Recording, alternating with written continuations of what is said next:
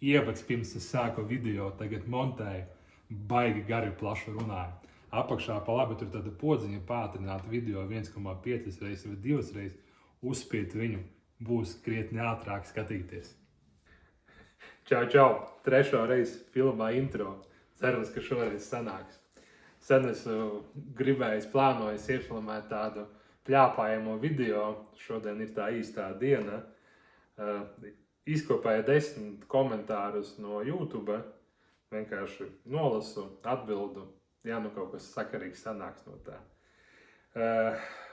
Komentāri būs un atbildes tieši par Škodas projektu. Ja tu nezini, kas ir Škodas projekts, ieej apskaties, man tur veselas 9 sērijas ir, jā, 9.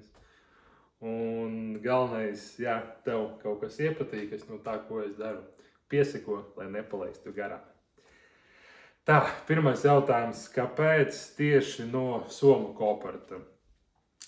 Vienkārši man Somu kooperats TikTokā lec ārā, un tur tāda korpulenta dāma stāstīja, rādīja mašīnas, cik forši, cik sakarīgas viņas tur ir, un jā, interneta spēks, sociāla tīkla spēks uzķēros tieši uz Somu kooperatu, pieregistrējos, un tā arī viņu to Škodu tur iegādājos. Jā, tad nākošais komentārs, kuršam Džeki nopirka mašīnu Somu kooperatā un bija tukšas bākas. Un rakstīja, ka tām visām mašīnām Somu kooperatā lielākajai daļai tukšas bākas ir jā. Man šis komentārs īstenībā ļoti noderēja, jo mēs, kad nopirkām Škodu, mums rādīja, ka ir 3/4 degvielas iekšā. Atzinot mājās, sākot braukāt, izrādījās, ka arī mums ir tukša bāka. Es viņu garāžā darbināju, un vienkārši vienu dienu viņa vienkārši vairs nepiedarbinājās tā mašīna. Tā kā šis komentārs bija tāds ļoti vietā, ļoti noderīgs, informatīvs. Tā kā ņemiet vērā, ja nezinu par citiem kooperatiem, tieši runājot par Somu kooperatu, ka ir liela varbūtība, ka varētu būt, ka degviela būs nolieta.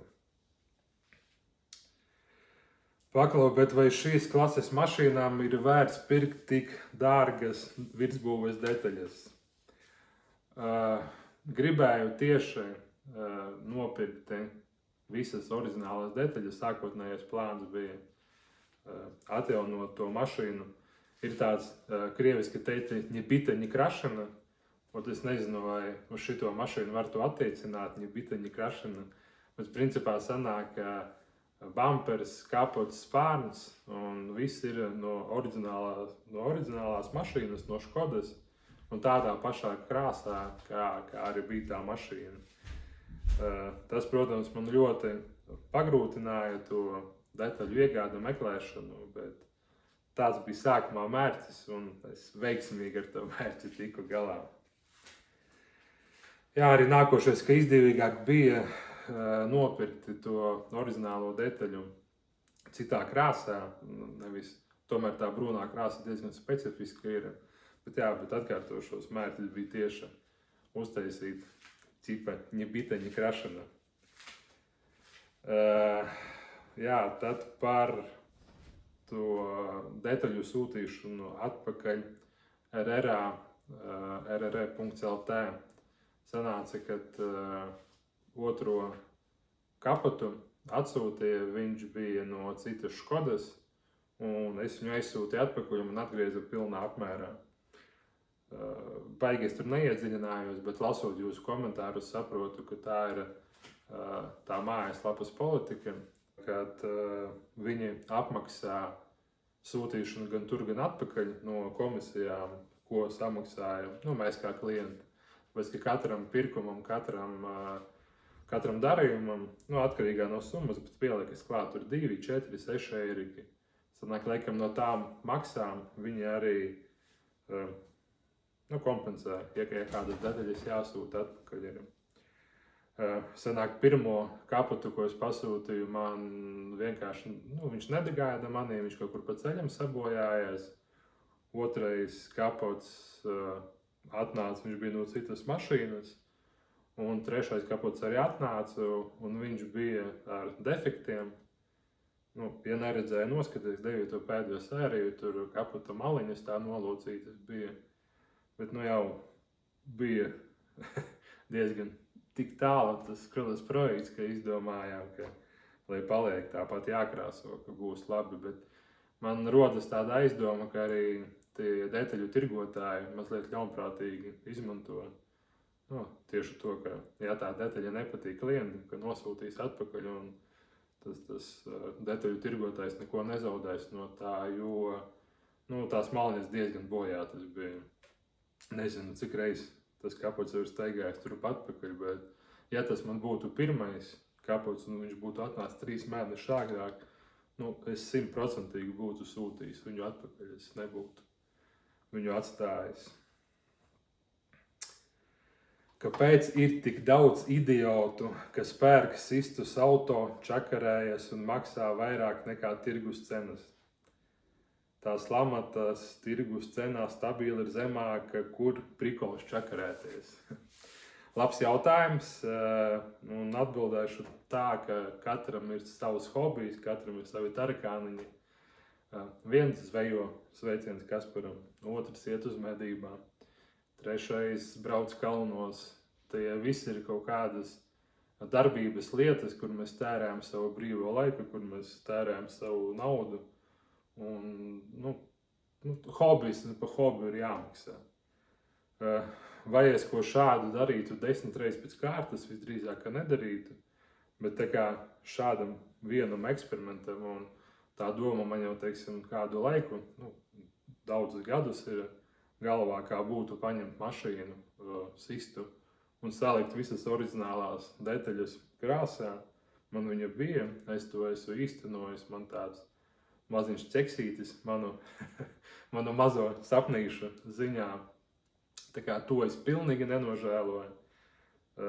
Labprāt izdarīšu vēl kādas neadekvātas lietas, jo pa lielam to jau mēs arī atceramies, paiet kaut kādi gadi, un es arī tagad lasot, meklējot tos komentārus, kuriem atbildēt, pārlasīju vecos komentārus no sērijām, kas bija 2-3 mēneši atpakaļ, un tādas patīkamas sajūtas atmiņas bija. Tā kā, paldies par komentāriem, tas īstenībā tā uztur tonusā, un tā arī superiska atgriezeniskā saite. Tā kā filmā runā ar to kameru, it kā sanāk uz vienu pusi, bet kad jūs ierakstat tos komentārus iekšā, tas tā baigi forša. Iedot atpakaļ. Čakars, jā, čakars, idiots, nestrīdos. Kādam idiots, kādam čakars, kādam labs hobijs ir. Tas viss ļoti relatīvi. Kādam patīk māte, kādam patīk meita. Šajā uzrunā beidzot sadzirdēju, ka pa īstam izklausās platais sē, bezabit.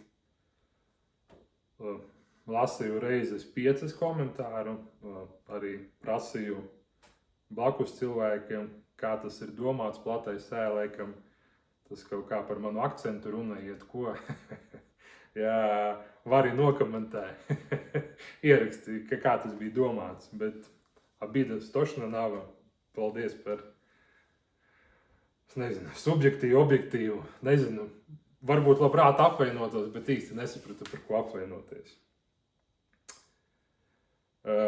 Senos laikos šim gāju cauri, vairs negribu, tad, kad jūtu, ka izmaksas pārsniedz iedomāto cenu, baigi noplok entuziasmas. Jā, tā ir, arī man tā bija. Tāpēc man arī sanāca tas 1,5 mēneša pauzīte. It kā sākumā likās, ka viss baigi raities un tā kapota epopēja 3 mēnešu garumā. Un gribās katru lietu, katru mazo solīti izdarīt tā kā pārdomāti, prātīgi lietu. Tā, nākošais komentārs, jautājums, kādas cenas šādām Škodām SS.lv? Nezinu, kā atbildēt, un varbūt tu vari padalīties. Skatieties, 14. gada Škoda, dīzels automāts, cenas ir no 4300 līdz 10 000. Divas Škodas ir zem 5000 un viena Škoda ir virs 10 000. Respektīvi, trešā lētākā Škoda maksā jau 5800 vai 900. Ja tā paņem tīri matemātiski, viņas tur 11 gabalas ir, ja visas sasumē kopā un sadala, sanāk, ka vidējā cena būs kaut kāda 7000. Tad kā lai nosaka, cik viņa maksā? Lētākā kā 4300 vai dārgākā kā 10 000. Nezinu, kā lai nosaka. Es biju kaut kā galvā iedomājies, ka mēs aukcionā piedalījāmies, ka tāda Škoda maksā 5900. Kāpēc es biju tā iedomājies? Es nezinu. Bet pēc kaut kādiem tādiem loģiskiem, priekš manis loģiskiem parametriem es to izsacināju. Bet labprāt paklausītos tavu viedokli, kā lai nosaka cenu, ka nestāv 3 mašīnas kopā, ka nevar salīdzināt, kā kurē motors skan, cik visbūvēs un tā tālāk. Kas brauks ar Škodu? Tā ar Škodu brauks man ļoti labi pazīstams cilvēks, pazīstu es viņu vairāk kā 20 gadi. Škoda man izmaksāja 5145 eiro. Tas ir iekļauta pat iegāde, piegāde, visas maksas, ko es detaļās samaksāju, RR maksas, servisa maksas. Par savu darbu es neierēķināju nevienu eiriku. Tas ir, man tā pašizmaksa sanāca tāda. Man rakstīja arī komentāros, ka man tā tukša bāka bija, kas ielēja uz 20 eiro degvielu, ka to tā kā nevajadzētu rēķināt, bet man kaut kā likās loģiski, ka jārēķina arī, jo bāka bija tukša un tā Škoda nebija braucama. Vienkārši tās bija izmaksas, lai savestu to Škodu kārtībā, lai izietu tehnisko. Tā kā, jā, sanāk, Škoda būs Liepājā, ja grib aizbrauc pamāju viņai roku, kā Škodas daļēju samaksu es dabūju Audi A4. Pagājušajā sērijā arī viņu parādīja, ko vēl ar to Audi darīšu, nezinu. Vienojāmies ar veco īpašnieku, ka to Audi novērtējam 900 eiro. Varbūt es viņu tā arī pārdošu par 900 eiro, varbūt es viņu kaut ko pietaisīšu. Vēl nezinu, bet sanāk, Škoda ir Liepājā, brauc mans ļoti labs sens paziņa. Uzskatu, ka tehniski Škoda ir labā stāvoklī. Jā, virsbūvē ir daudz jautājumu.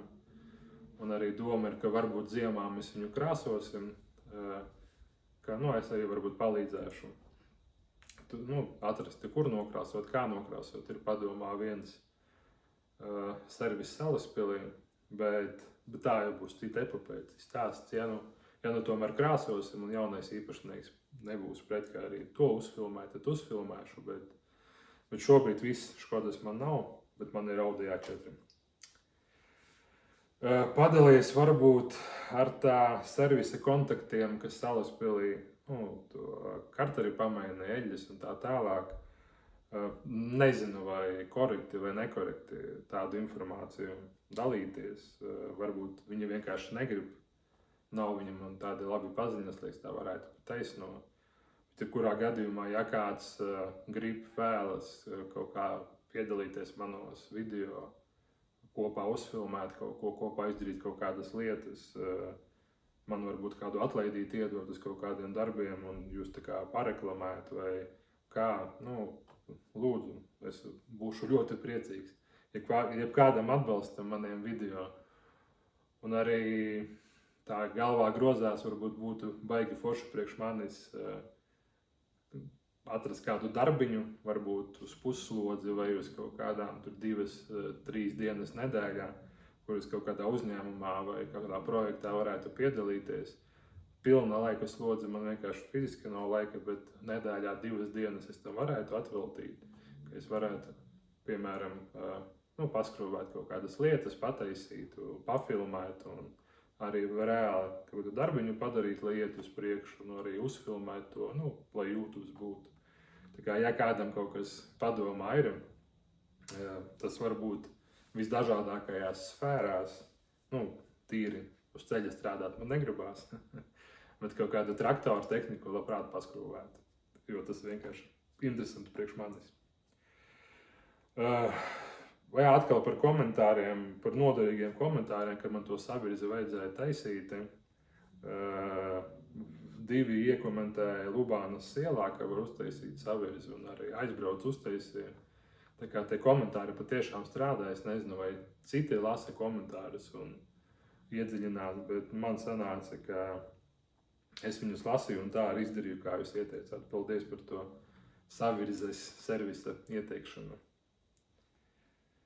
Tā, jā, BMW ir grūti pārdot, tirgošanai baigi nepateicīgā mašīna.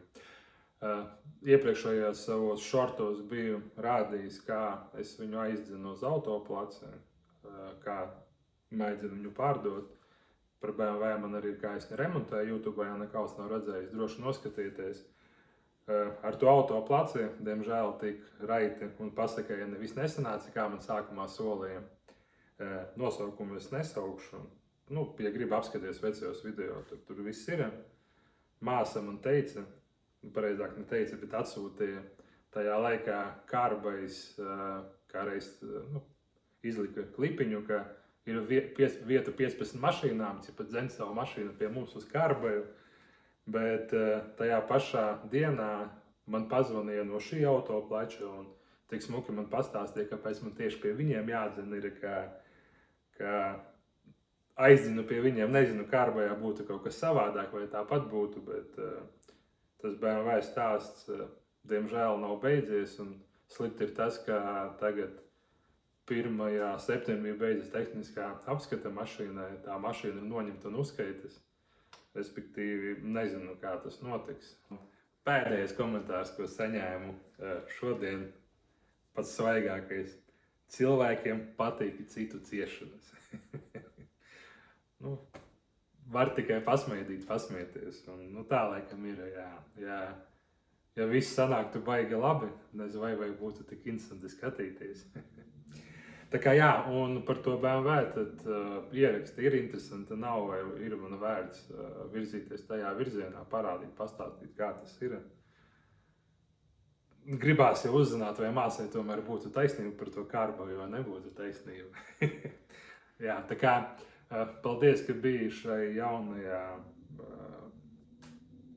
jaunajā paveidā. Nezinu, aizies, neizies, tā jau redzēs pēc skatījumiem, vai šitāds žanrs ir interesants, nav. Lūdzu, pieseko, ja tev patīk tas, ko es daru, lūdzu ieraksta komentāru ar jautājumu un skatāmies, kas no tā sanāk. Paldies, tiekamies jau drīz!